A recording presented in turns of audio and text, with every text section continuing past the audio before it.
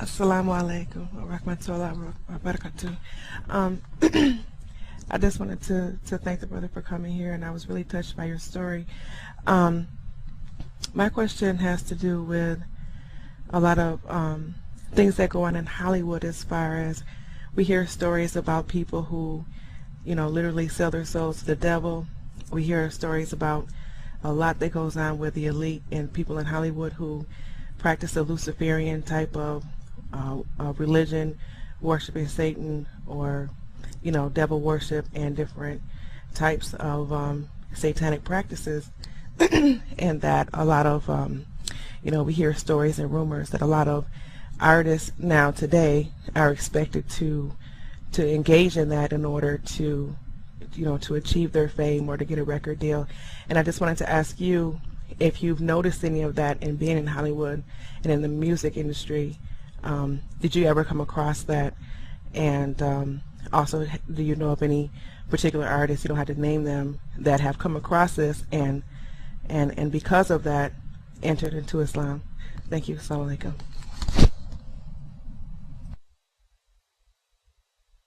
Walaikum salam wa rahmatullahi wa barakatuh.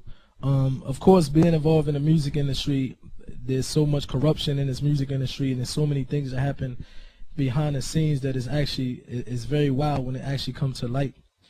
And this is why you have people like Ibn Qayyim al-Jawziyya, one of the scholars of the past.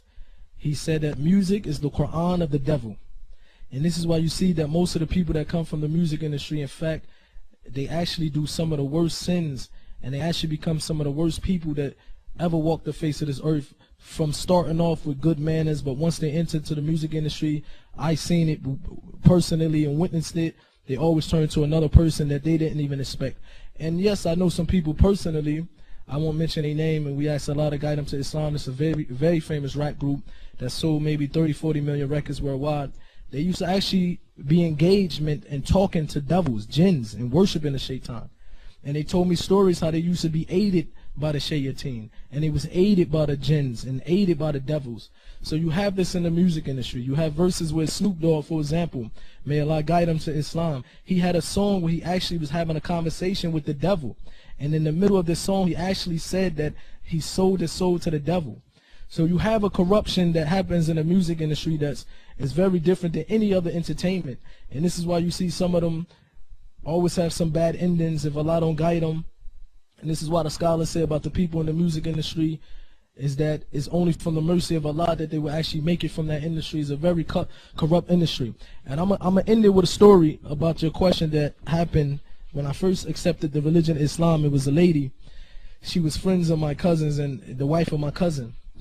And when my cousin accepted Islam and his wife accepted Islam, she came to the house and she said that I practice every religion except for Islam.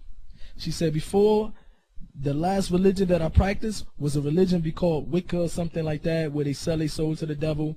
And she said this is a woman who never heard of jinns. This is a woman who never heard of the unseen. Wicca, thank you.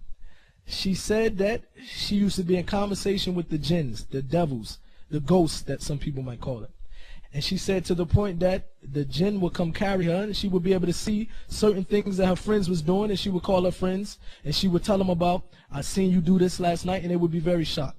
And then she said she was dating someone from the Dog Pound, which is a crew that used to hang with Snoop Dogg. And she said when the jinn came to us, and we hear these stories from Islam, that they would come and they would give you pieces, they would break you off slowly but surely, and they pretend that they will help you and they will aid you, but eventually they want you to do some immoral things. She said at the end, the shaitan or the jinn who was helping her came to her and said, we need you to have one more thing. When you do this last thing, we're going to put you on a whole nother level, for example. And just to mention what she said, not to go into details, they asked her to do something that was very, very immoral with not only the Dog Pound, with Snoop Dogg, but the whole crew.